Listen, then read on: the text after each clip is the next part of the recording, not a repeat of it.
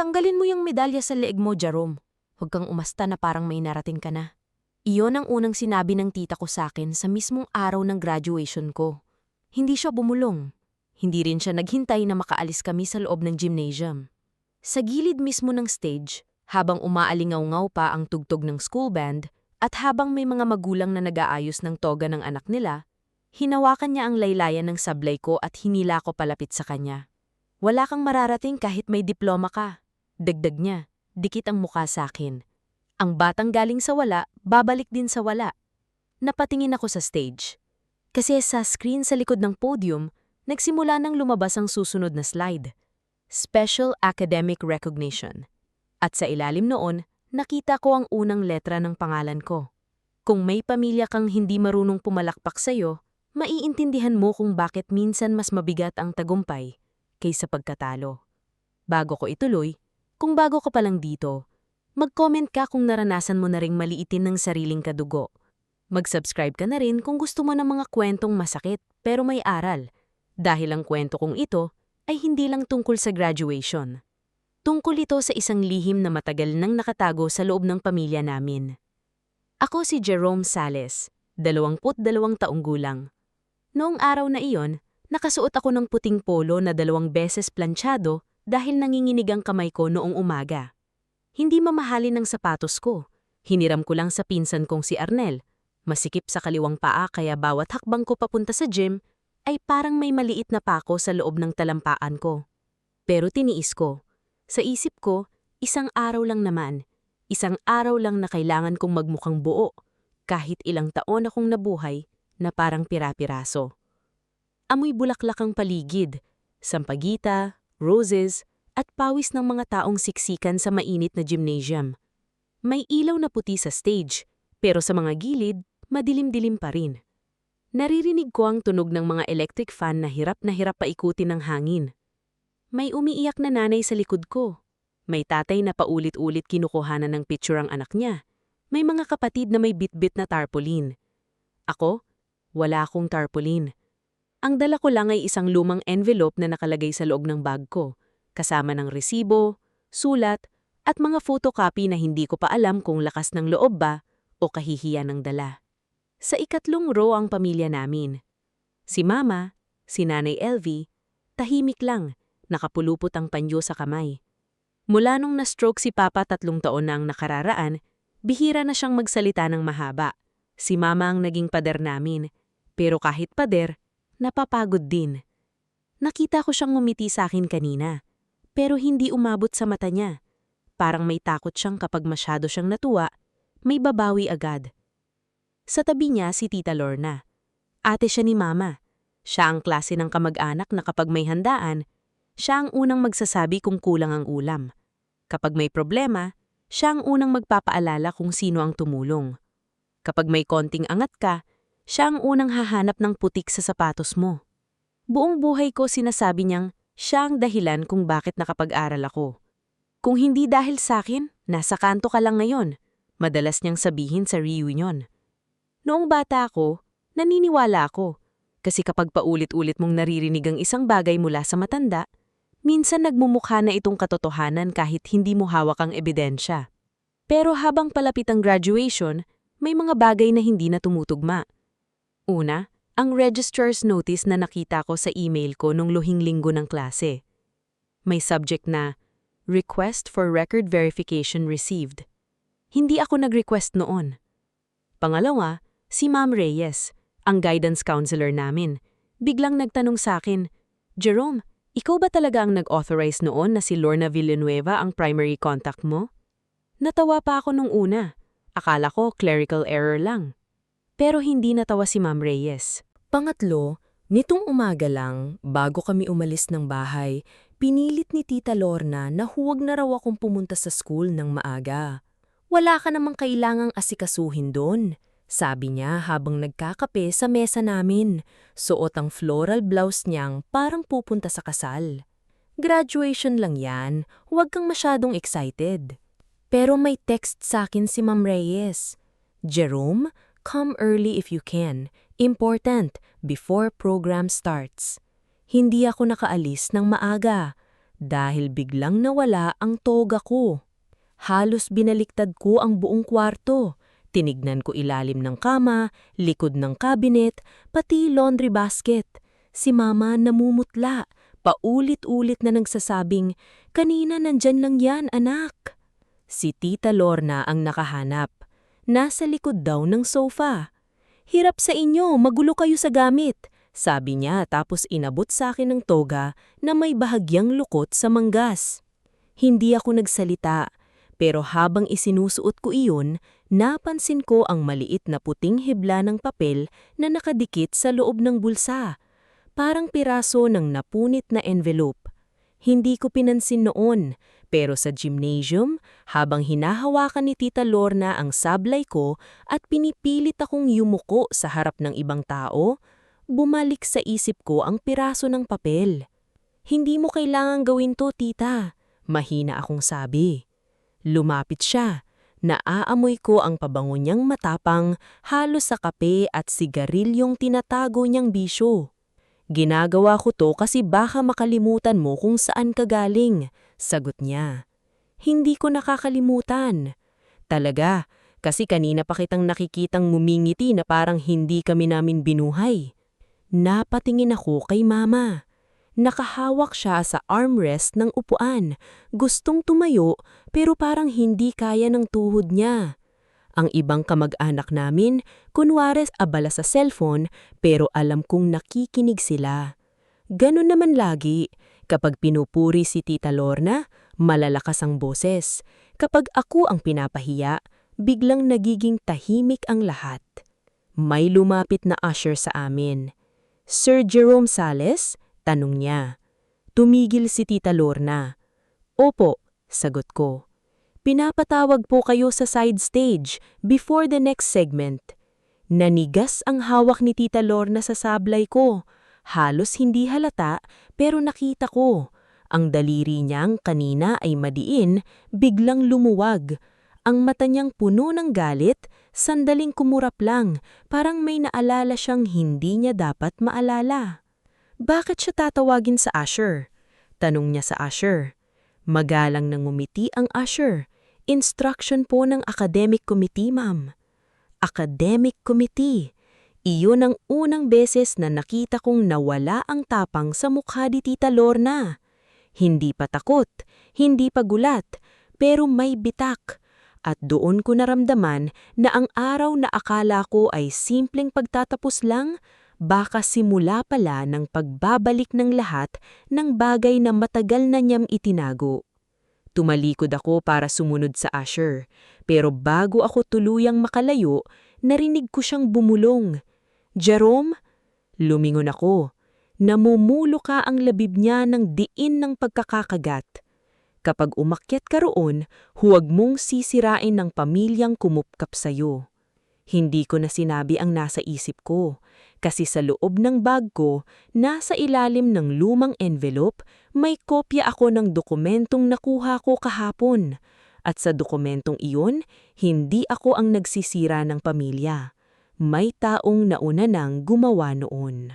Bago ako makarating sa stage noong graduation, kailangan ko munang daanan sa isip ang lahat ng araw na muntik na akong hindi umabot doon. Hindi ako lumaking tamad, kahit iyon ang paboritong kwento ni Tita Lorna tungkol sa akin. Si Jerome, matalino sana kaso mahina ang loob. Ilang beses ko iyong narinig sa mga reunion, sa lamay, sa birthday, pati sa simpleng hapunan na may bisita. Para bang kapag may bagong taong makikilala ang pamilya namin, kailangan munang ipakilala ang kahinaan ko bago ang pangalan ko. Pero hindi nila alam ang umaga ko. 4:00 pa lang, gising na ako. Amoy sabon panlaba ang unang hangin sa bahay namin dahil si Mama, kahit hirap ang kamay, naglalaba pa rin ng uniform ng mga kapitbahay para may dagdag kita. Ang sahig namin malamig kahit tag-init dahil sementado at manipis lang ang banig na tinutulugan ko noon. Sa kusina, laging may tunog ng kalderong walang laman na inililipat-lipat ni Mama, umaasang may maluluto kahit itlog na lang. Pagkatapos kong hugasan ng mukha, pupunta ako sa bakery ni Mang Osing. Doon ako nagbubuhat ng tray ng pandesal bago pumasok sa school. Mainit sa braso ang bagong lutong tinapay pero mas masakit ang tingin ng ibang estudyanteng nakakakita sa akin na may harina pa sa buhok habang nakapolo. Hindi ako nahihiya sa trabaho. Ang ikinahihiya ko noon, iyong tuwing may kailangan akong bayaran sa school, kailangan kong isipin kung alin ang uunahin, project, pamasahe, gamot ni Papa o bigas. Kaya noong sinabi ni Tita Lorna na siya raw ang tutulong, naniwala kami. Hindi ko kayo pababayaan, sabi niya kay Mama noong unang taon ko sa kolehiyo. Pero dapat marunong kayong tumanaw ng utang na loob. Iyon ang kapalit, hindi interes, hindi pirmahan, utang na loob. At sa pamilyang Pilipino, minsan mas mabigat pa yon sa kahit anong promissory note. Noong unang semester, siya ang nagdala sa akin sa enrollment. Suot niya ang salamin niyang may makapal na frame, may dalang folder at panay ang sabi sa cashier, "Ako ang guardian niyan. Ako ang tatawagan ninyo kapag may problema." Hindi ako kumontra. Nahihiya ako. May parte sa akin na natutuwa pa nga dahil sa wakas may matandang haharap sa akin. Pero pagkatapos noon, nagsimula ang mga kakaibang nangyari. May isang beses, tinawag ako ng accounting office. "Mr. Sales, unpaid pa rin ang laboratory fee mo." Nagulat ako, kasi 2 linggo bago iyon, inabot ko kay Tita Lorna ang pera galing sa bakery kasamang konting pinahiram ni Mama. Sabi niya, siya na raw ang dadaan sa school dahil malapit lang sa pinapasukan niya. "Tita, hindi raw bayad," sabi ko ng gabing iyon. Nakasandal siya sa sofa, nanonood ng teleserye, hindi man lang niya ako tinignan. Baka hindi pa napopost. Pero sabi po, ako pa ba ang sinungaling na yon? Doon natapos ang usapan. Kinabukasan, paid na raw. Wala akong resibo. Sabi ni Tita Lorna na itapon daw niya sa bag. Sumunod na taon, naulit. Pero hindi na laboratory fee, miscellaneous. Pagkatapos, graduation application fee. Pagkatapos, completion form. Laging may delay, laging nawawalang resibo, laging may explanation si Tita Lorna na kapag kinwestiyon mo, lalabas kang walang utang na loob. "Kung hindi mo ako tiwala, ikaw magbayad lahat," sabi niyang isang beses. Gusto kong sabihin, ako naman talaga ang nagbabayad ng malaking parte, pero hindi ko sinabi. Kasi si Mama tahimik na nakikinig sa gilid at alam kong kapag limaban ako, siya ang unang masasaktan. Noong 3rd year ako, muntik na akong tumigil. Nagkasakit si Papa, ang dating tricycle driver na malakas tumawa kahit maliit ang kita, naging tahimik na lalaking nakaupo sa tabi ng bintana. Kalahati ng katawan ay hindi agad sumusunod. Tuwing gabi, naririnig ko siyang umiiyak ng pabulong kapag akala niya tulog na kami.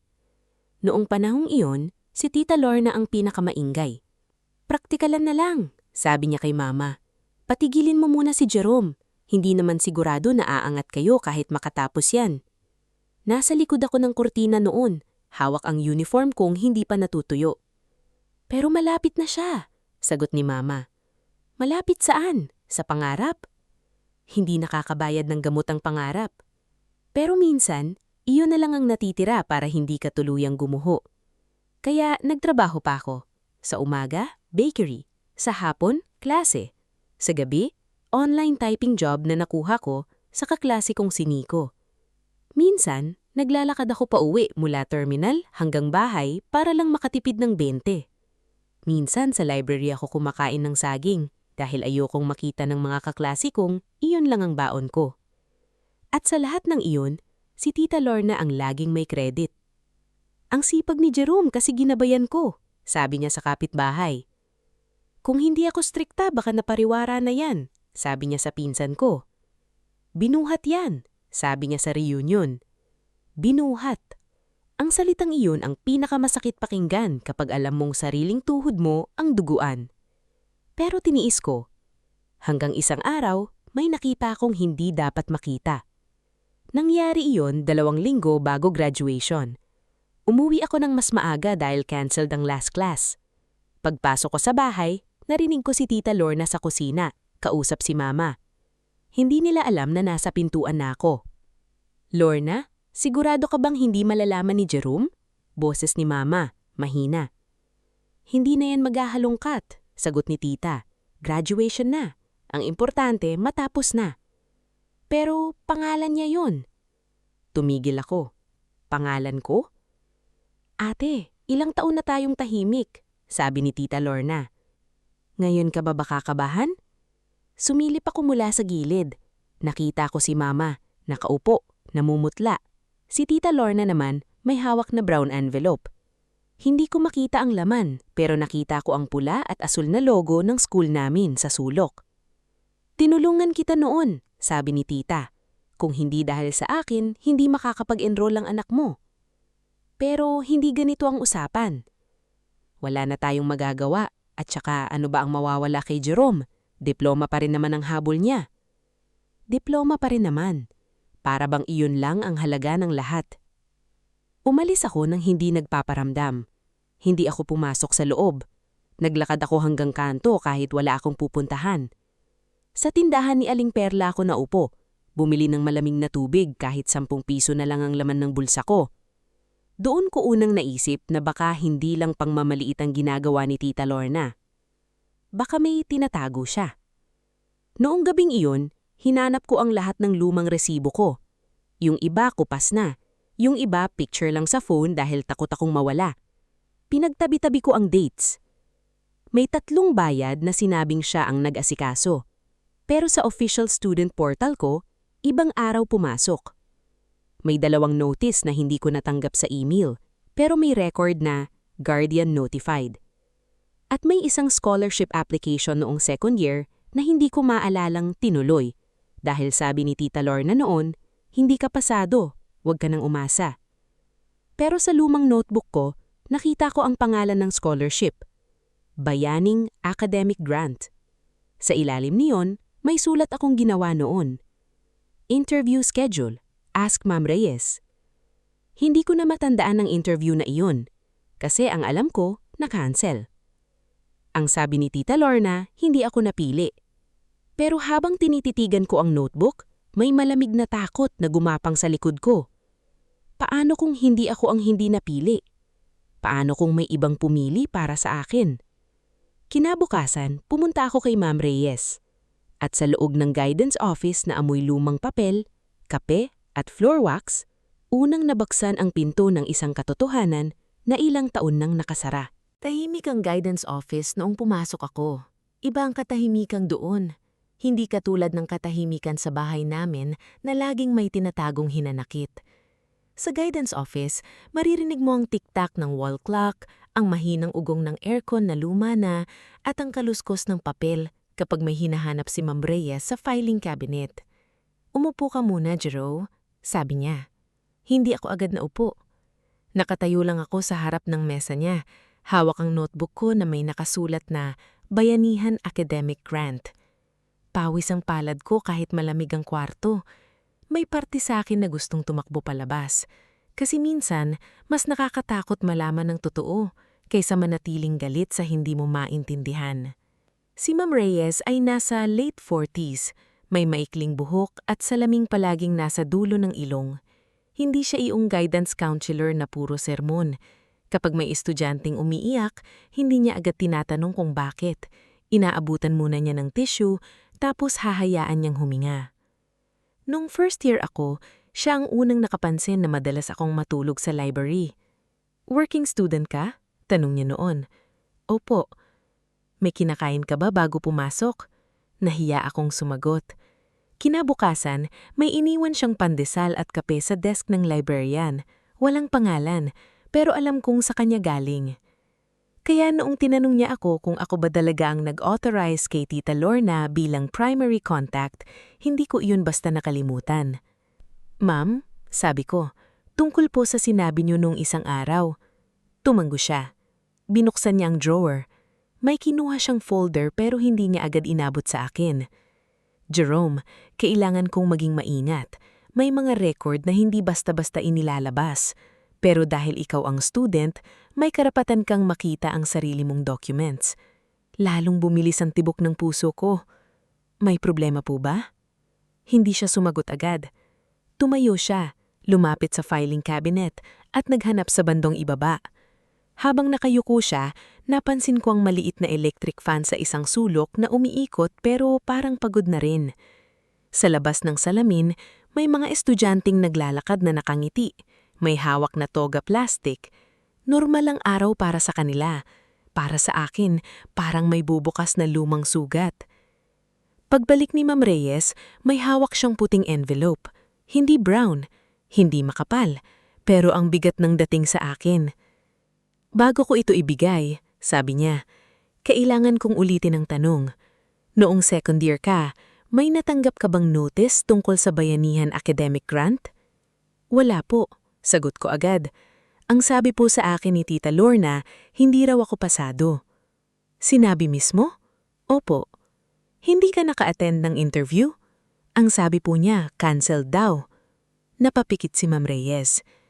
Doon pa lang alam kong may mali. Inabot niya sa akin ang unang papel. Photocopy iyon ng scholarship application ko. Naandon ang pangalan ko, course, student number, grades, at maikling essay na ako nga ang sumulat. Naalala ko pa ang huling linya. Hindi ko hinihingi ang tulong para taksan ng hirap, kundi para matakos ko ang laban nang hindi ko iniiwan ang pamilya ko. Biglang kumirot ang lalamunan ko. Nasubmit po pala, bulong ko. Oo, sabi ni Ma'am, at hindi lang nasubmit. Inabot niya ang pangalawang papel.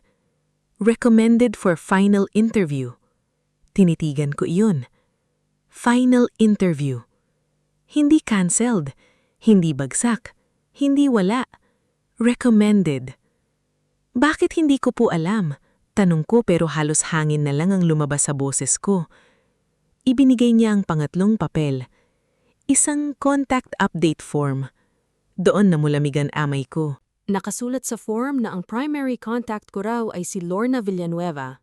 Relationship, aunt/guardian. Email, hindi ko email. Number, hindi ko number. At sa ibaba, may pirma. Pangalan ko, Jerome Sales. Pero abang tinititigan ko iyon, alam kong hindi akin. Kahawig, sinubukang dayahin, pero may mali sa bagsak ng letrang J. Ako, apag pumipirma, pababa ang huling guhit. Dito, pataas. At ang Sales ko, laging dikit ang S sa A. Dito, may puwang. Ma'am, nanginginig kong sabi, hindi ko po pirma to. Iyon ang kinabahalaan ko. Sagot niya. Napahawat ako sa gilid ng mesa. May biglang pumasok sa isip ko. Lahat ng pagkakataon na may notice na hindi ko natanggap. Lahat ng sinabi ni Tita Lorna na ako na ang bahala. Lahat ng beses na pinamukha niyang utang ko sa kanya ang bawat hakbang ko. May resulta po ba ang interview? Tanong ko. Tumingin si Ma'am Reyes sa akin. Hindi awa ang nasa mukha niya. Mas masakit. Para siyang taong matagal nang may hawak na piraso ng salamin at ngayon lang na lamang may nasugatan pala. Jerome, hindi ka naka-attend sa final interview. Marked as no-show. No-show. Isang salitang parang pinalo ako sa dibdib. Hindi ako pumalpak. Hindi ako tinamad. Hindi ako natakot pumunta. May nagsara ng pinto bago ko pa nalamang may pinto pala. Pero bakit ngayon lang po? Tanong ko. Bakit ngayon lang lumabas? Dahil noong nag-final audit kami for graduating students, may lumitaw na discrepancy sa contact logs. May request din kahapon for your complete record verification. Napatingin ako. Request? Oo, may nag-request online gamit ang student portal mo. Hindi ako makahinga ng maayos. Ako po iyon. Tumanggo siya. Kaya ko na-review ang file mo at may isa pang bagay. Akala ko wala nang ilalamig pa ang katawan ko, pero nang ilabas niya ang huling papel, parang pati buto ko nawala ng init. Email printout iyon. From Scholarship Office. Subject, Deferred Grant Slot. Sales, Jerome, A. Hindi ko mabasa agad ang laman dahil lumabo ang paningin ko, pero nakita ko ang ilang salitang sapat para maintindihan ko. Qualified applicant. Unable to reach student directly. Guardian requested deferment. Slot reallocated after non-confirmation. Guardian requested deferment. Hindi no-show lang. May humihiling na ipagpaliban. May nagpanggap na may karapatang magdesisyon para sa akin. Kanino po napunta ang slot? Tanong ko. Hindi agad sumagot si Ma'am Reyes. Doon ko narinig ang lakas ng aircon. Doon ko naamoy ang kape sa mug niya. Doon ko naramdaman ang bawat segundo, parang may bumibilang sa loob ng dibdib ko. Ma'am, ulit ko, kanino po napunta ang slot? Huminga siya ng malalim. Hindi ko pa pwedeng sabihin ng walang official clearance, pero may surname na lalabas sa reallocation record at kailangan mong ihanda ang sarili mo. Hindi niya sinabi ang pangalan, pero hindi niya kailangang sabihin, kasi ang anak ni Tita Lorna, ang pinsan kong si Mara Villanueva, ay nag-aral din sa parehong school, 1 taon ang tanda sa akin.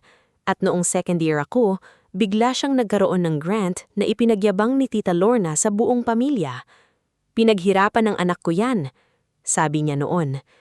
Noong araw na iyon, pumalakpak pa ako para kay Mara.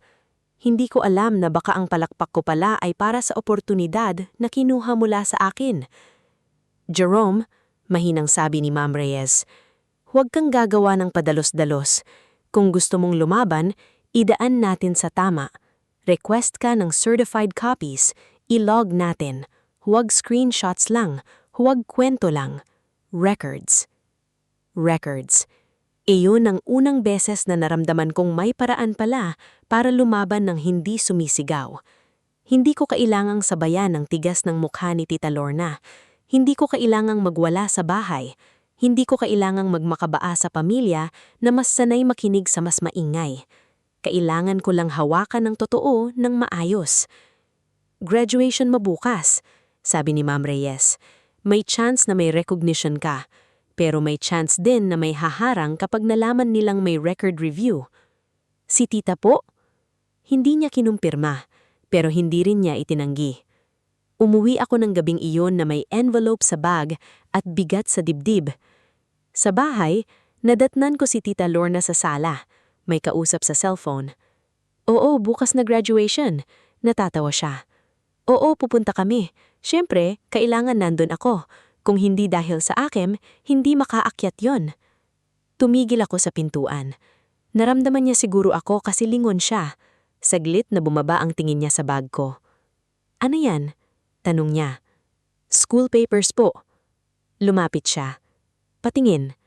Dati, ibibigay ko agad. Dati, sapat na ang taas ng kilay niya para sumunod ako. Pero gabing iyon, hinigpitan ko ang hawak ko sa bag ng strap. Hindi na kailangan, tita. Tumahimik ang sala. Maging si mama na nasa kusina, napahinto sa paghiwa ng sibuyas. Dahan-dahang ngumiti si Tita Lorna. Hindi yung masayang ngiti, yung ngiting ginagamit ng taong sanay manakot nang hindi nagtataas ng boses. Lumalaki ang ulo mo. Hindi ako sumagot. Diploma palang hawak mo kung ang usta mo akala mo kung sino ka na. Tinignan ko siya sa mata. Wala pa po akong diploma, tita. Bahagya siyang napaatras, kahindi iyon ang inaasahan niyang sabihin. Bukas pa po. Pagkatapos, diretso ako sa kwarto. Hindi ako natulog agad. Inilabas ko ang envelope ni Ma'am Reyes. Pinagmasdan ko ang pirma kong hindi akin, ang contact number na hindi akin, ang email na hindi ko kilala. At sa unang beses, hindi lang galit ang naramdaman ko. May lungkot. Kasi kung totoo ang hinala ko, hindi lang ako ninakawan ng scholarship. Ninakawan ako ng pagkakataong maniwala na kaya kong piliin ang mundo nang hindi kailangan ng awa ng pamilya. Kinabukasan, sa araw ng graduation ko, dala ko ang envelope na iyon.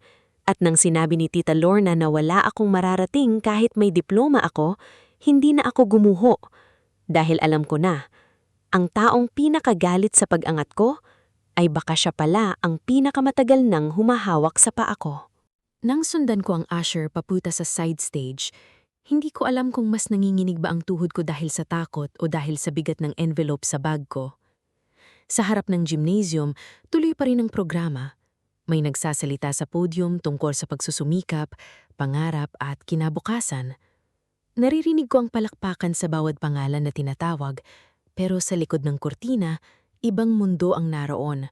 Mga staff na nagmamadali, mga estudyanteng nag-aayos ng toga, at mga guro na may hawak na listahan. Lumapit sa akin si Ma'am Reyes. "Jerome," sabi niya, mababa ang boses, "nandito ka na." "Opo, ma'am."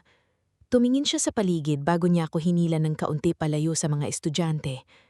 "May kailangan kang pirmahan," sabi niya. "Request for certified record release. Nakausap ko ng registrar. Since ikaw ang student, pwede mong i-confirm ngayon." "Ngayon po talaga?" Tumanggo siya. "Mas mabuti na yon. May tumawag kanina sa registrar office. Pinapahold daw ang anumang special recognition mo dahil may family concern raw." Parang may malamig na kamay na humawak sa batok ko.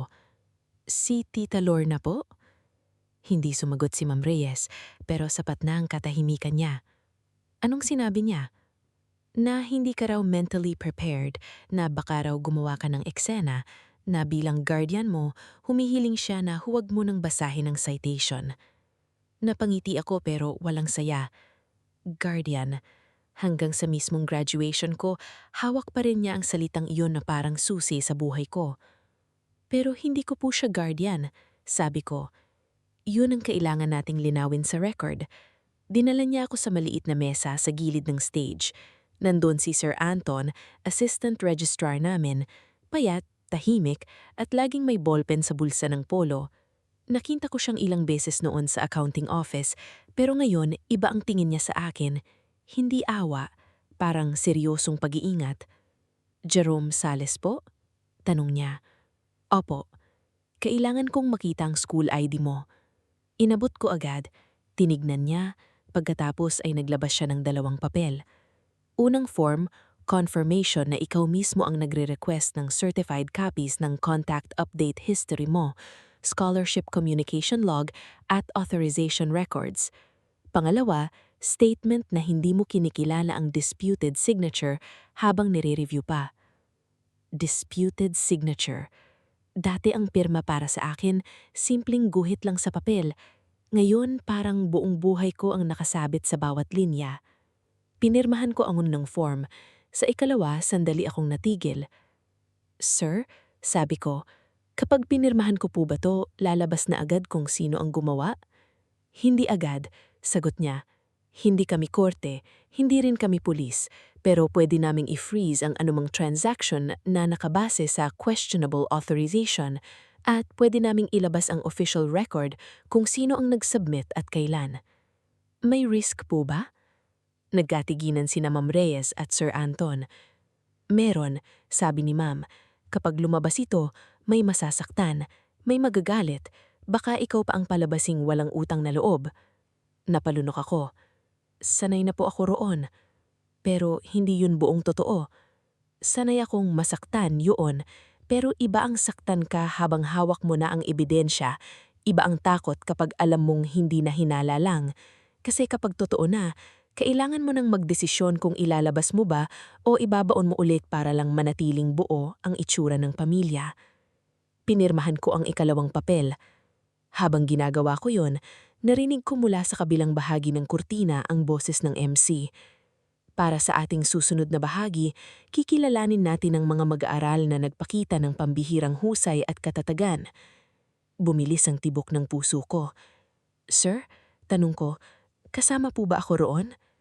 Tumingin si Sir Anton sa hawak niyang folder. "Officially, yes. Top student ka sa program mo. May special citation ka rin for academic resilience." Napapikit ako. Top student. Ilang taon kong naririnig na wala akong mararating. Ilang beses kong kinain ang pride ko lang para makapasok kinabukasan. Ilang gabi habang tulog ang ibang tao, nagtatype ako ng reports ng iba kapalit ng kaunting bayad. At ngayon, may papel na nagsasabing, hindi pala ako kulang. Hindi pala ako tsamba. Hindi pala ako basta nakalusot. Pero may note dito, dagdag ni Sir Anton. Nadilat ako. "Ano po?" "My previous instruction from primary contact requesting that scholarship-related citation not be mentioned publicly." "Bakit?" "Ang nakalagay, family privacy." Napatawa ko ng mahina. Hindi dahil nakakatawa, kundi dahil kung hindi ako tatawa baka mapaiyak ako. Family privacy. Ang pamilyang kayang pahiyain ako sa reunion, sa kapitbahay, sa mismong graduation, biglang may privacy kapag ang katotohanan na ang ilalabas? Hinawakan ni Ma'am Reyes ang braso ko. Jerome, may choice ka. Pwedeng tanggapin mo ang academic recognition lang. Pwedeng wag nang banggitin ng record concern ngayon. Sa unang pagkakataon, naisip ko si Mama. Nasa ikatlong row siya, tahimik, pagod.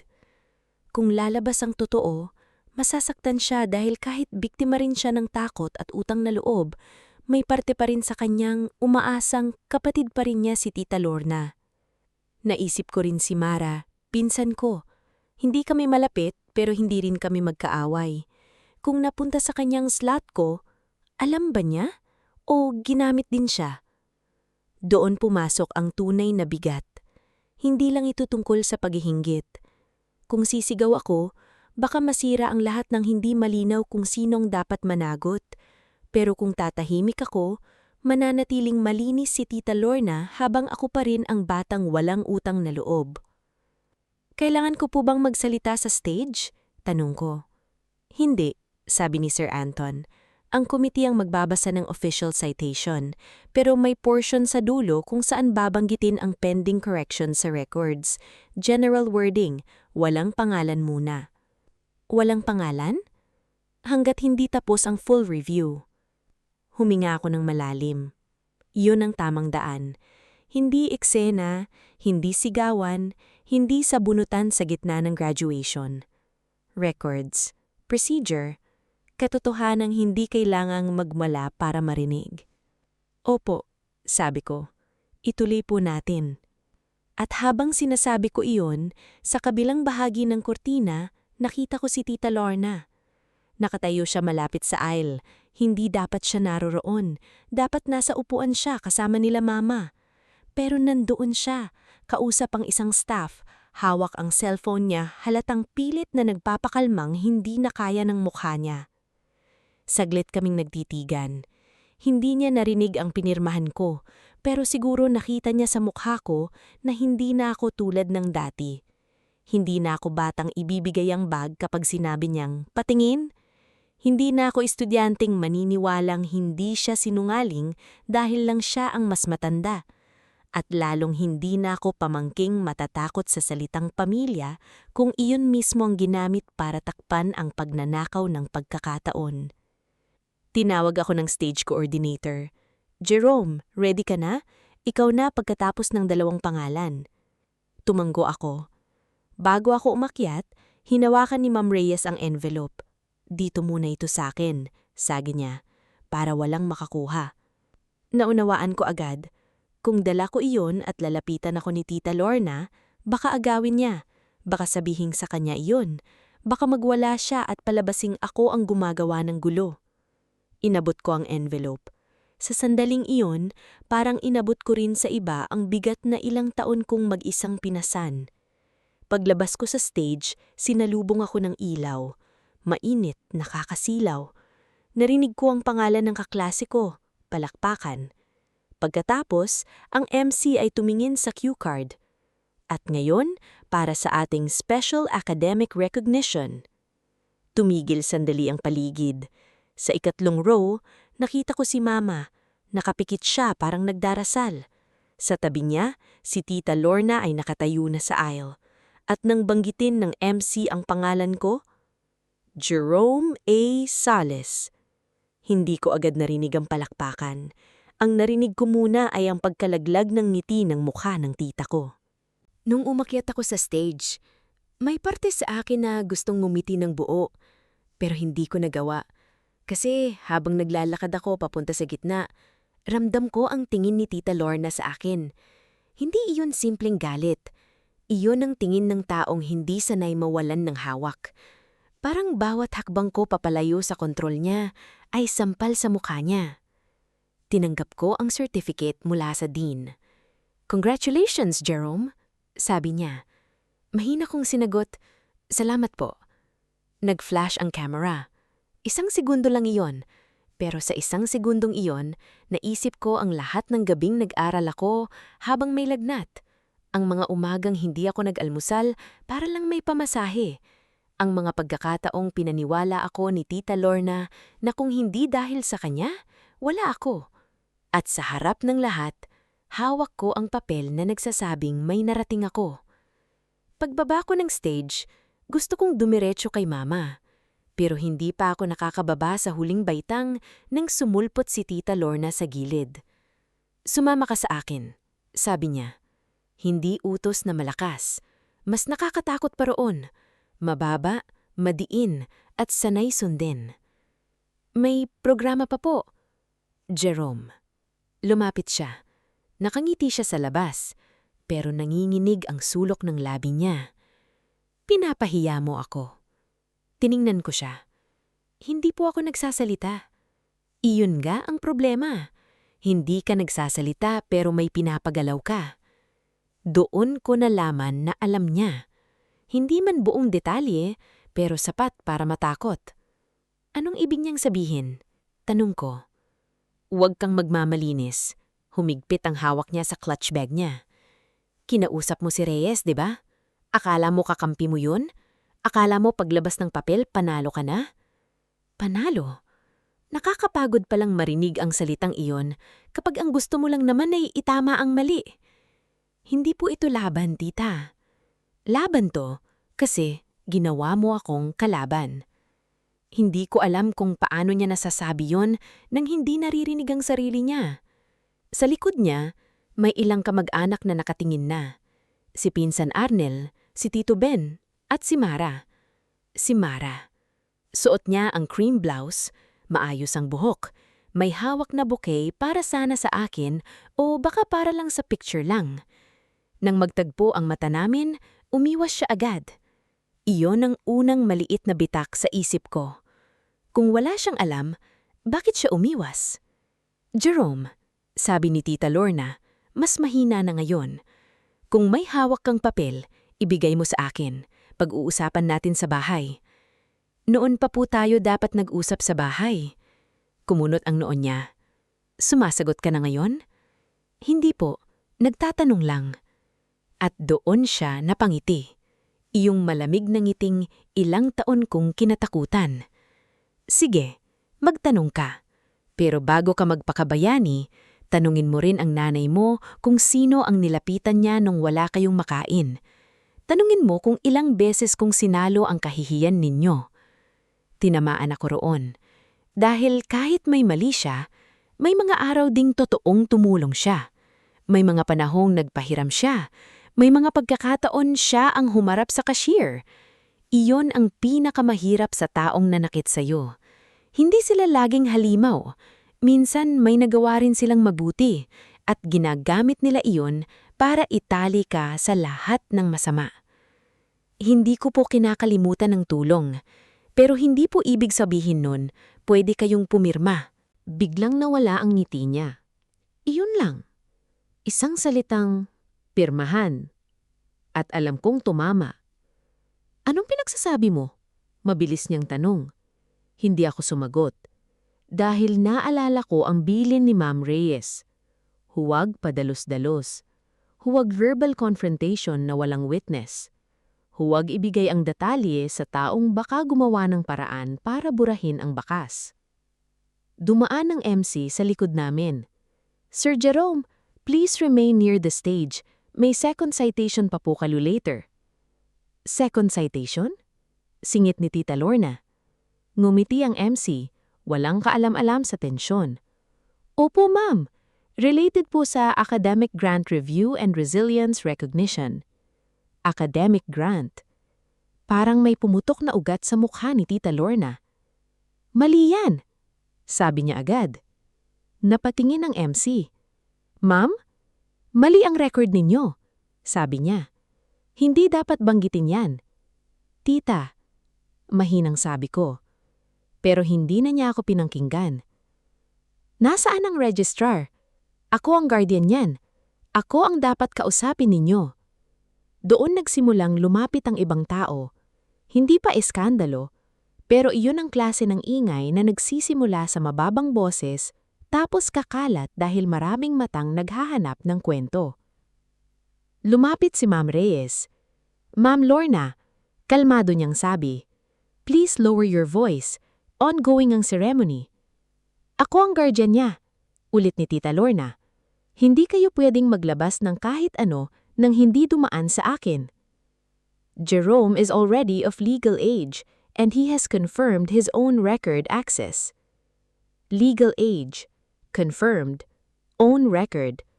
Tatlong simpleng salita na parang pader na hindi mabunggo ni Tita Lorna. Saglit siyang hindi nakasagot. Pagkatapos, lumingon siya kay Mama na noon ay nakatayo na rin sa aisle. "LV, sabihin mo sa anak mo.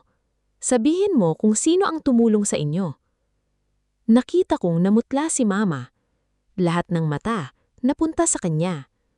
At doon ako muntik bumigay. Ayokong mapahiya si Mama. Ayokong siya ang gawing panangga. Pero iyon ang laging paraan ni Tita Lorna. Kapag hindi niya kayang sindakin ako, dadaan siya sa taong mahal ko. Lumapit ako kay Mama. "Ma," sabi ko, "hindi mo kailangang sumagot dito." Pero nanginginig ang lagi niya. "Anak, may gusto siyang sabihin. Ramdam ko, matagal na niyang nilulunok." Pero bago pa siya makapagsalita, humakbang si Mara. "Tama na, Ma," sabi niya. Nanahimik ang paligid. Si Tita Lorna ay napalingon sa anak niya. "Mara, tumahimik ka." Pero iba ang mukha ni Mara. Hindi galit, hindi rin matapang. Parang pagod na taong ilang taon ding may daladalang bagay na hindi kanya. Bumalik ang boses ng MC sa speakers. "May we request everyone to please settle down as we proceed with the next part of the program." Naghiwa-hiwalay ang mga tao. Pilit na bumalik sa kani-kanilang upuan. Pero iba na ang hangin. May tanong na sa mga mata nila. Si Tita Lorna, bago bumalik sa row, lumapit sa akin. "Kapag tinuloy mo to," bulhong niya, "hindi lang ako ang babagsak." Tinignan ko. At sa unang pagkakataon, hindi ako natakot sa pagbagsak niya. Natakot ako sa posibilidad na tama siya. Baka hindi lang siya ang sangkot. Baka may mas malalim pang dahilan kung bakit ilang taon na akong pinaniniwala ang utang ko ang lahat. Baka kaya galit na galit siya sa diploma ko? Dahil ang diploma ko ang huling papel na magbubukas sa lahat ng papel na itinago niya. May 10 minuto bago tawagin ang top student. 10 minuto lang, pero pakiramdam ko isang buong taon ng laman. Nasa gilid ako ng stage, nakaupo sa monoblock chair na medyo umuuga. Sa harap ko, nakapila ang mga estudyanteng may medalya, hawak ang certificates, may mga magulang na pilit sumisilip sa gilid para kunan sila ng litrato. Normal na graduation scene, pero sa loob ko, parang may bagyong hindi nakikita ng iba. Lumapit si Ma'am Reyes, may hawak na cellphone. "Jerome," sabi niya, "may update." Tumayo ako agad. "Ano po?" "Nakausap ng registrar ang scholarship office. Confirmed na may deferred grant under your name noong second year." Napapikit ako. Kahit alam ko na, iba pa rin kapag narinig mong confirmed. "May pangalan po ba kung kanino na reallocate?" Saglit siyang tumingin sa likod ko, parang sinisigurong walang nakikinig. Hindi pa official copy ang hawak natin, pero yes, may pangalan. "Mara?" Hindi siya sumagot agad, pero hindi na kailangan. Minsan ang katahimikan ang pinakamalinaw na sagot. Napaupo ako ulit. Si Mara, pinsan kong pinuri sa buong pamilya dahil scholar. Pinsan kong laging ipinapantatap sa akin ni Tita Lorna. Si Mara marunong magdala ng pangalan ng pamilya, ikaw puro dahilan. Si Mara marunong magdala ng pangalan ng pamilya, ikaw kailanan pang itulak. Si Mara hindi pa bigat. Hindi ko alam kung matatawa ako o iiyak, kasi ang batang ginawa nilang sukatan ng pagkukulang ko, baka siya pala ang nakatayo sa pwestong kinuha mula sa akin. "Alam po ba niya?" Tanong ko. "Hindi natin alam," sabi ni Ma'am Reyes, At yun ang mahalaga, huwag kang mag-a-assume. Tama siya, madaling gawing kontrabida ang lahat kapag sugatan ka. Pero kung gusto kong maging iba kay Tita Lorna, hindi ko pwedeng hatulan si Mara ng walang ebidensya. May isa pa, dagdag ni Ma'am. Napatingin ako. May cash assistance attached ang grant. Hindi kalakihan pero enough para mabawasan sana ang tuition and school expenses mo. May liquidation record na submitted. Liquidation? Oo, may receipts na ipinasa para sa expenses. Sa pangalan ko? Tumanggot siya. Parang may humigpit sa dibdib ko. Hindi lang pala slot, hindi lang recognition. May perang maaaring ginamit, may resibong maaaring ipinangalan sa akin, may papel na maaaring nagsabing natulungan ako kahit hindi ko naramdaman. Pwede po ba yun? Kung may authorization, kung guardian ang nag-process, kung walang nag-contest. Napatingin ako sa row ng pamilya namin. Nandun si Mama, hawak ang panyo. Si Tita Lorna, nakaupo ng tuwid pero kitang-kita kong hindi mapakali ang daliri niya sa cellphone. Si Mara, nakayuko. Hindi na niya ako tinitignan. Doon ko naintindihan ang sinabi ni Tita Lorna. Hindi lang siyang babagsak. Kapag lumabas ang record, madadamay si Mara. Madadamay si Mama dahil natahimik siya noon. Madadamay ang buong pamilya dahil ilang taon silang pumalakpak sa maling kwento. At ako ang magiging dahilan kung bakit mabubuksan niyon sa araw na dapat masaya. Ma'am, sabi ko, pwede po bang hindi munang banggitin ang scholarship part sa stage? Nagulat siya. Jerome? Hindi po dahil gusto kong itago. Gusto ko lang tama ang paraan. Ayokong gawing show ang record. Matagal niya akong tinignan. Sigurado ka? Hindi ako sigurado. Ang totoo, may bahagi sa akin na gustong marinig ni Tita Lorna ang buong katotohanan sa harap ng lahat. Gusto kong makita niyang bumalik sa kanya ang bawat salitang ibinato niya sa akin. Gusto kong makita ng mga kamag-anak namin na hindi ako pabigat, hindi ako bobo, hindi ako malas. Pero naisip ko ang sarili ko noong second year. Kung may nagsabi sa akin noon na ninakawan ako ng oportunidad, baka hindi ako nakabangon. Baka napuno ako ng galit. Baka ang diploma ko ngayon ay naging sandali, imbes na bunga ng pagsisikap. Ayokong ang unang araw ng pagtatapos ko ay maging unang araw ng pagkakahiwig ko sa kanya. Sigurado po ako, sabi ko. Basahin niyo lang ang academic recognition, yung record review, idaan natin sa opisina. Official, may minutes, may witnesses, may written notice. Tumanggot si Ma'am Reyes pero may lungkot sa mukha niya. Yun ang mas mahirap na daan. Opo, pero yun ang mas matibay. Bago siya makaalis, tinawag kami ni Sir Anton mula sa likod. Ma'am Reyes, lumapit kami sa kanya. May kausap siya sa phone, nakakunot ang noo. Yes, noted. Do not release to anyone except the student. Yes, put it in the log. Binaba niya ang tawag. May pumunta sa registrar office, humihingi ng copy ng student file ni Jerome. Sabi, authorized family representative daw. Nanamlamig ang kamay ko. Sino po? Hindi si Ma'am Lorna. Napatingin ako kay Ma'am Reyes. Then sino? Huminga ng malalim si Sir Anton. Si Mara Villanueva. Parang tumigil ang ingay ng gym. Si Mara. Habang akala ko nakaupo siyang tahimik, may galaw pala sa registrar. Kung siya mismo ang humihingi ng file, ibig sabihin may alam siya o may gusto siyang malaman. O may gustong ipahabol si Tita Lorna gamit siya. Binigyan po ba? Hindi. Naka-freeze na ang release dahil ikaw lang ang authorized ngayon. Nakahinga ako ng kaunti, pero hindi nawala ang kaba. Tumingin ako sa audience. Si Mara ay nasa upuan niya, pero hawak niya ang cellphone niya at nakatingin siya hindi sa akin, kundi sa ina niya. May away silang hindi marinig. May takot silang hindi makita ng lahat. At habang pinapanood ko sila, tinawag ng MC ang atensyon ng lahat.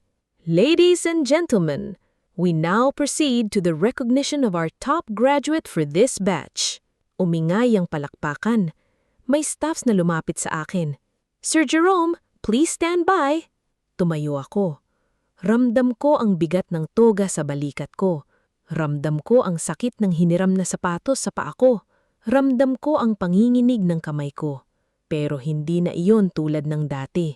Hindi na panginginig ng batang pinagagalitan. Panginginig iyon ng taong alam na may paparating. Sa likod ko, marahang nagsalita si Ma'am Reyes. Jerome, whatever happens after this, remember, recognition is yours. Their reaction is theirs. Tumanggo ako. Nang marinig ko ang pangalan ko sa speaker, hindi muna ako humakbang. Tumingin muna ako kay Mama. Umiiyak na siya. Hindi malakas, hindi dramatiko. Tahimik lang habang nakadikit ang panyo sa bibig niya. At sa unang pagkakataon sa araw na iyon, hindi ko nakita sa kanya ang takot.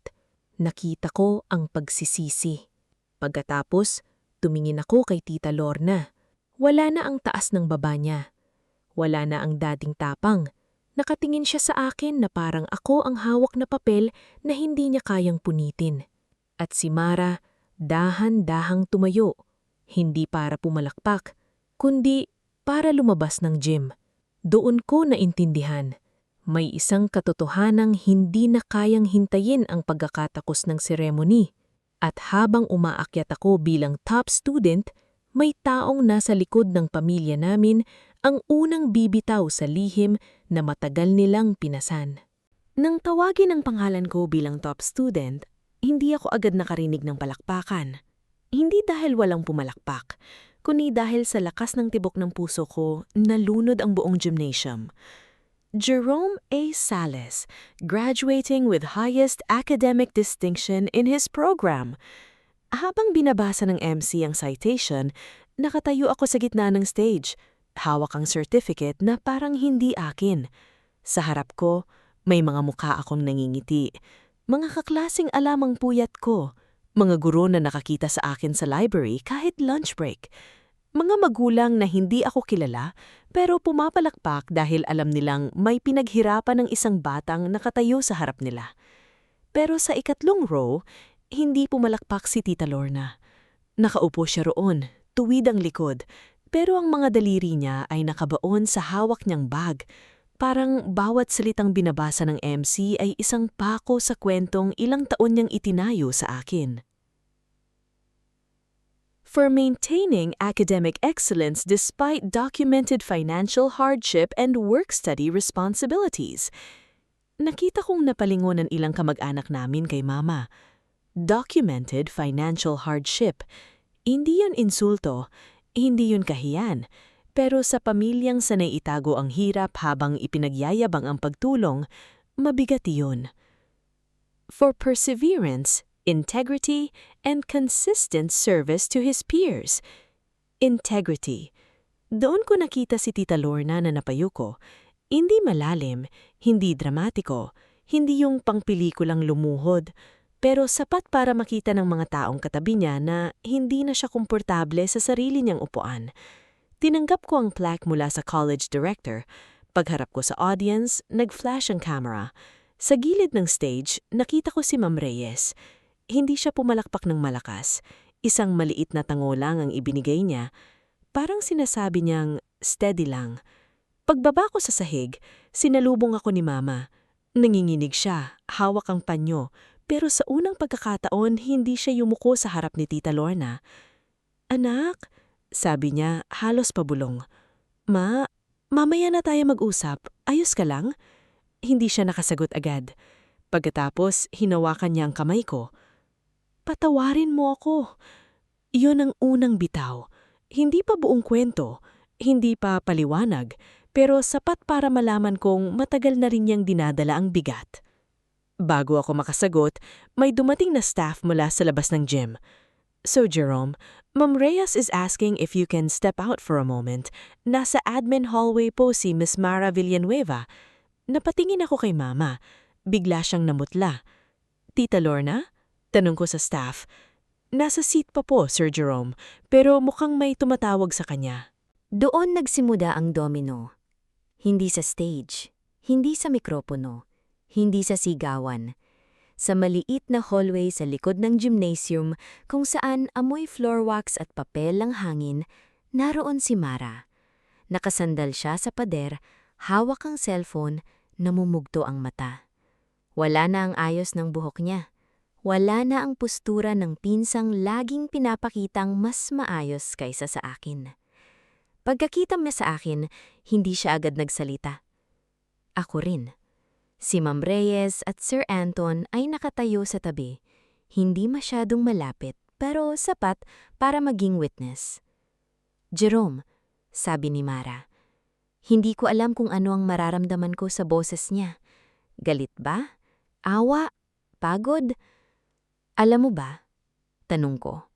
Diretso. Walang paligoy. Napapikit siya. At first, hindi. At after, lumunok siya. Nung nalaman ko, second semester na, sabi ni Mama may grant daw na hindi mo naman kailangan kasi tutulungan ka raw niya. Sabi niya, ako ang mas nangangailangan kasi graduating na ako noon. Pero alam mong sa akin nakapangalan? Tumulo ang luha niya. Hindi agad. Nung una akala ko extra slot lang, pero may nakita akong paper sa drawer niya. Pangalan mo, contact update, signature. Parang may humigpit sa dibdib ko. Kailan mo nakita? 2 years ago. 2 years. 2 taon niyang alam. 2 taon akong pinagsasabihan ni Tita Lorna na tamad, mahina, walang mararating, habang ang anak niya ay may alam na may kinuha sa akin. Bakit hindi mo sinabi? Tanong ko. Hindi ako sumigaw, pero mas masakit yata ang tanong na hindi sinisigaw. Takot ako, sabi niya. Kapag sinabi ko, mawawala lahat. Grant ko, reputation ko, si Mama, pati ako. Pero ako ang nawala.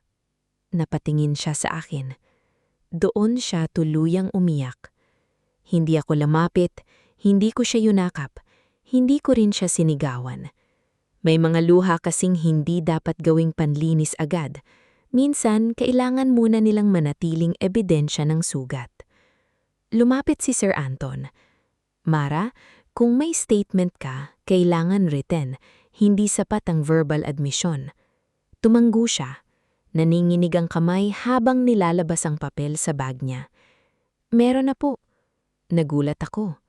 Inabot niya ang 2 pahina. Ginawa ko kagabi, sabi niya.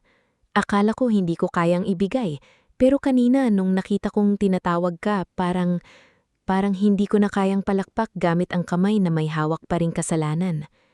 Binasa ni Sir Anton ang unang bahagi. Nakita ko ang mukha niya na lalong sumeryoso. Ma'am Reyes, sabi niya, this changes the review. Formal admission? Tanong ni Ma'am. Tumanggo siya. Formal admission. Hindi pa yon hustisya, pero iyon ang unang piraso ng katotohanang hindi galing sa akin. At bago pa matapos basahin ni Sir Anton, bumukas ang pinto sa hallway. Pumasok si Tita Lorna. Anong ginagawa ninyo rito? Tanong niya. Nakita niya si Mara. Nakita ang papel. Nakita ako. At sa isang segundo, wala siyang nasabi. Doon ko naintindihan na minsan, hindi sigaw ang gumigiba sa taong sinungaling. Minsan, sariing anak niya. Anong papel yan? Tanong ni Tita Lorna. Walang sumagot agad. Si Mara nakayuko. Si Mama na sumunod pala sa amin sa hallway, nakatayo sa may pinto, hawak ang dibdib. Si Ma'am Reyes ay tahimik lang, pero matatag ang tindig. Si Sir Anton naman, hawak ang statement na parang opisyal na dokumentong hindi na pwedeng agawin ng kahit sinong kamag-anak. Anong papel yan, Mara? Ulit ni Tita Lorna. This time, nanginginig na ang boses niya.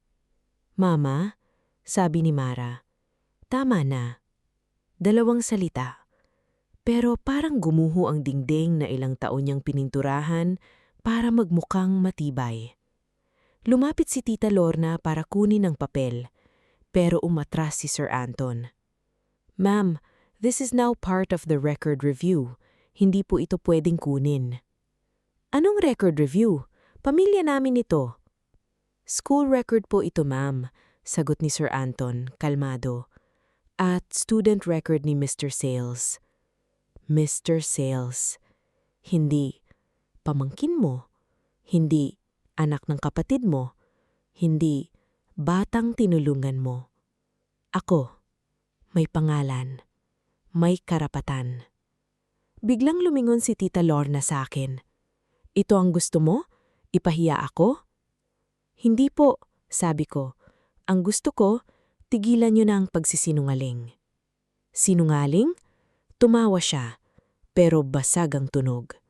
Kung hindi dahil sa akin, hindi ka makakapag-aral. Doon nagsalita si Mama. Hindi ate. Napalingon kaming lahat. Si Mama na buong buhay ko ay laging nagpapakumbaba sa harap ng ate niya, ngayon ay nakatayo ng nanginginig pero hindi umaatras. Tinulungan mo kami, sabi niya. Oo, pero ginamit mo rin ang tulong para kontrolin kami. Elvie? Hindi mo binuhat si Jerome, sabi ni Mama. Umiiyak na. Tinulungan niya ang sarili niya. Nagtrabaho siya, nagtiis siya. At nung may pagkakataon siyang gumaan ng buhay, kinuha mo. Tahimik ang hallway. Sa loob ng gym, tuloy pa rin ang seremonya. May palakpakan, may musikang mahina. Parang ibang mundo. Pero sa maliit na espasyong iyon, may pamilyang ngayon lang natutong tumingin sa sugat na sila rin ang nagtakip. Hindi ko kinuha, sabi ni Tita Lorna. Inayos ko lang. Kailangan ni Mara noon. Hindi ako excuse, Ma, sabi ni Mara. Napatingin si Tita Lorna sa kanya. Ako ang anak mo. Oo, sagot ni Mara, umiiyak. Pero hindi ibig sabihin pwede mong yurakan ng ibang anak para buhatin ako. Doon ko nakita ang tunay na pagkapahiya ni Tita Lorna. Hindi dahil marami ang nanonood, kundi dahil ang taong pinoprotektahan niya ang siyang nagsabing mali siya. Dumating ang college director kasama ang isang security staff. Hindi dahil may gulo, kundi dahil kailangan ng ihiwalay ang personal sa opisyal. Ma'am Lorna, sabi ng director, we will need you to step aside. The registrar will issue formal notices after the ceremony. For now, please do not approach Mr. Sales or the school records office. Parang hindi siya makapaniwala. Pinapalayas niyo ako? No, ma'am. We are setting boundaries. Boundaries. Ilang taon hindi ko alam kung paano sabihin iyon. Ngayon, ibang tao ang nagsabi para sa akin. Lumabas kami ng hallway pagkatapos ng ilang minuto. Hindi na bumalik si Tita Lorna sa upuan niya. Nasa labas siya ng gym, kausap ang asawa niya sa phone, umiiyak na may kasamang galit. Galit. Si Mara naman ay pinaupo sa isang opisina para gumawa ng kumpletong statement. Si Mama, katabi ko habang bumabalik kami sa ceremony, hindi na binitawan ng kamay ko. Nang dumaan kami sa row ng mga kamag-anak, isa-isa silang umiwas ng tingin. Si Tito Ben, na dati laging nagsasabing, sumunod ka na lang sa tita mo, biglang abala sa programa. Si Pinsan Arnel, na dati nagtatawanan kapag pinapagalitan ako, hindi makatingin. Ang mga taong sanay manood habang pinapahiya ako, ngayon hindi alam kung saan ilalagay ang mukha nila. Iyon ang social consequence na hindi kailangan ng microphone. Hindi sila pinahiya sa stage, pinahiya sila ng sariling pananahimik. Pagkatapos ng ceremony, nagkaroon ng maikling closed-door meeting sa admin office. Nandoon ako, si Mama, Ma'am Reyes, Sir Anton, college director, Mara, at kalaunan ay si Tita Lorna. Hindi na siya kasing tapang. May mga papel sa mesa, contact update form, scholarship communication log, registrar access record, statement ni Mara, at request ko for certified copies. Isa-isa itong binasa. Hindi mabilis, hindi dramatiko, pero bawat pahina ay parang pinto na nabubuksan. Lumabas ang chain. Ang contact number ko, pinalitan. Ang email notifications napunta sa address na kontrolado ni Tita Lorna. Ang interview notice, hindi umabot sa akin. Ang deferment request, ipinasa gamit ang forged authorization. Ang grant slot, na reallocate kay Mara. Ang cash assistance, na liquidate gamit ang receipts na hindi ko alam.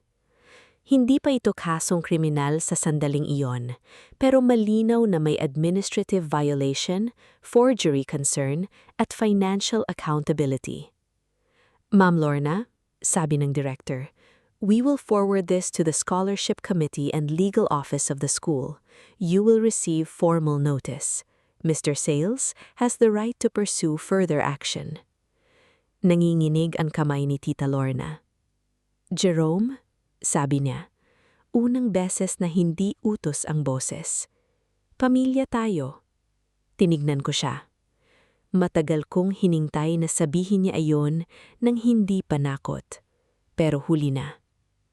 Pamilya rin po ako nung pinirmahan yung pangalan ko, sabi ko.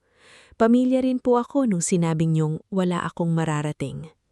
Wala siyang naisagot. Hindi siya lumuhod. Hindi siya natamime parang eksena. Umiyak siya ng tahimik dahil wala na siyang maggamit na kwento. At para sa akin, mas totoo iyon. Mas masakit. Mas sapat. Hindi natapos ang kwento ko sa graduation stage. Kasi ang totoong hustisya, bihiya itong matapos sa isang palakpak lang. Pagkaraan ng 2 linggo, nakatanggap ako ng official letter mula sa school. Nakastate doon na may confirmed irregularity sa scholarship processing ko noong 2nd year. Hindi nila basta tinawag na pagkakamali para lang gumaan pakinggan. Nakalagay doon ang mga salitang matagal kong kinailangan marinig. Unauthorized contact change. Disputed signature. Improper deferment request. Recommended restitution. Restitution. Hindi nito ibinalik ang mga gabing naglakad ako pauwi dahil wala akong pamasahe. Hindi nito ibinalik ang pagkakataong hindi ko nakuha. Hindi nito binura ang bawat salitang pabigat na itinapon sa akin sa harap ng pamilya. Pero may kinumpuni ito sa loob ko. Pinatunayan nitong hindi ako baliw sa pagdududa. Hindi ako walang utang na loob dahil nagtanong ako. Hindi ako masamang anak o pamangkin dahil pinili kong malaman ang totoo.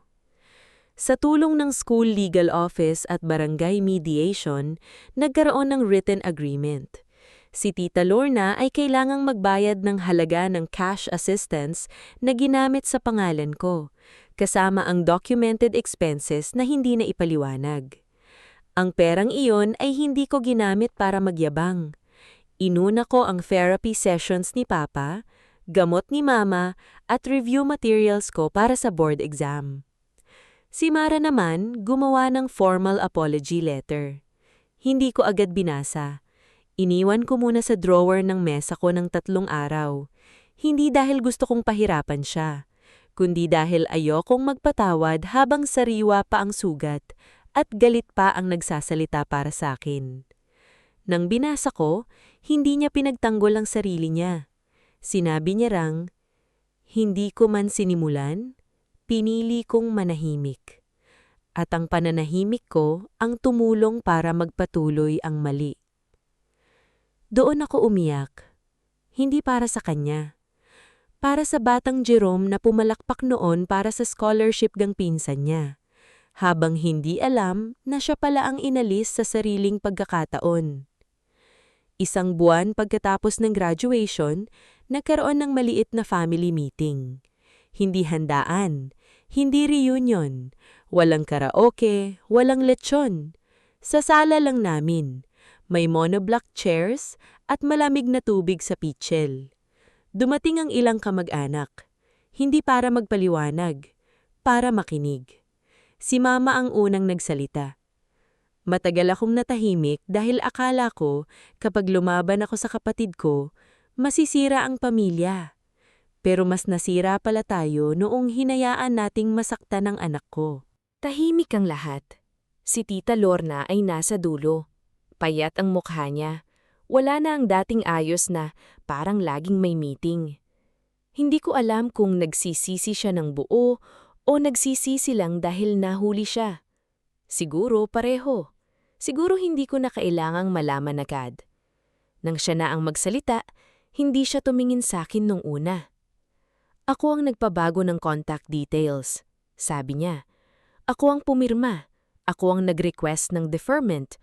Akala ko noon, ginagawa ko para sa anak ko. Tumigil siya. Pagkatapos, dahan-dahan siyang tumingin sa akin. Pero ang totoo, ginawa ko rin dahil ayokong malampasan ako ng batang lagi kong minamaliit. Yun ang pinakamasakit na pag-amin. Hindi pera, hindi scholarship, hindi papel. Inamin niyang ang galit niya sa akin ay galing sa sarili niyang takot. Takot siyang may umangat na hindi niya kontrolado. Takot siyang makita ng pamilya na hindi pala siya bayani. Takot siyang ang batang sinasabihan niyang walang mararating ay makarating sa lugar na hindi niya kayang abutin. Humihingi ako ng tawad, sabi niya. Noon ko naramdaman na lahat ng mata ay nasa akin. Parang hinihintay nila kung yayakap ba ako, kung iiyak ba ako, kung sasabihin kong ayos lang. Pero hindi ko sinabi iyon. Dahil hindi pa ayos. At minsan, ang tunay na healing ay hindi pagpipilit na maging okay agad para maging komportable ang iba. Tinatanggap ko po ang paghingi niyo ng tawad, sabi ko. Pero hindi ibig sabihin nun, babalik tayo sa dati. Natahimik siya. Hindi na po kayo pwedeng makialam sa records ko, trabaho ko, pera namin, o desisyon ni Mama. Kapag tutulong kayo, malinaw. Kapag hindi, walang panunumbat. At kung may usapang legal o bayad, sa papel na po lahat. May ilang kamag-anak na napayuko. Siguro dahil ngayon lang nila narinig ang salitang hangganan sa loob ng pamilya namin. Sa atin kasi, madalas sinasabing pamilya ang unang dapat intindihin. Pero natutunan ko, ang pamilyang laging kailangang intindihin habang ikaw ang nauubos, hindi na tahanan, kulungan na iyon. Pagkatapos ng meeting, lumabas ako sa tapat ng bahay. Hapon noon, may nagtitinda ng fishball sa kanto, may batang nagbibisikleta, may kapitbahay na nagwawalis ng tuyong dahon. Simple lang ang mundo sa labas, parang walang malaking nangyari. Hawak ko ang diploma ko. Hindi na siya mabigat tulad nung graduation. Hindi na siya patunay para sa kanila. Para sa akin na siya. Lumapit si Mama may dalang kape. Anak, sabi niya, proud ako sa'yo. Ngumiti ako. Hindi perpekto ang ngiting iyon. May sakit pa rin, may lamat pa rin, pero totoo. Salamat, Ma. Pasensya na kung ngayon ko lang sinabi ng buo. Tumingin ako sa kanya. Okay lang. Simula ngayon, sabihin na natin agad kapag mahalaga. Tumanggo siya. Sa malayo, narinig ko ang busina ng tricycle. Ang hangin, amoy ulan kahit maaraw pa. Parang may parating na bagong panahon. Hindi naging mayaman si Jerome Sales dahil top student siya. Hindi rin siya biglang naging makapangyarihan. Pero natutunan kong may tagumpay na hindi sinusukat sa dami ng kumalakpak. Minsan, tagumpay na iyong tumayo ka sa harap ng taong buong buhay kang pinayuko at halip na gumanti ng marumi, pinili mong ayusin ng totoo sa paraang hindi ka mawawalan ng sarili. Ang aral? Huwag mong gawing utang ng loob ang karapatan mo. Ang tulong na may kasamang tali, hindi laging tulong. Minsan, kontrol iyon na binalot lang sa salitang pamilya.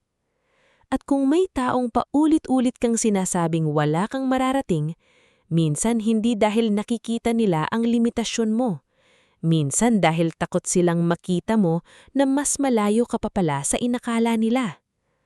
Ako si Jerome Sales. Nung araw ng graduation ko, sinabi ng tita ko, wala kang mararating kahit may diploma ka. Pero nang tawagin ng top student, hindi lang siya napayuko sa kahihiyan. Napayuko rin ang buong kasinungalingan na matagal niyang pinapasan sa pangalan ko. At ako, Hindi ko na kailangang yumuko para lang matawag na mabuting pamangkin. Dahil sa wakas, natutunan kong ang respeto sa pamilya ay hindi dapat kapalit ng respeto sa sarili. Kung umabot ka hanggang dulo ng kwentong ito, maraming salamat. Kung may kamag-anak, kaibigan o kahit sinong minsan ang minamaliit ang pangarap mo, i-comment mo, hindi utang ang pangarap ko. I-like mo ang video kung tumama ang aral sa'yo. I-share mo sa taong kailangan ng lakas ng loob. At mag-subscribe para sa mas marami pang kwentong may sakit, may katotohanan at may pagbangon.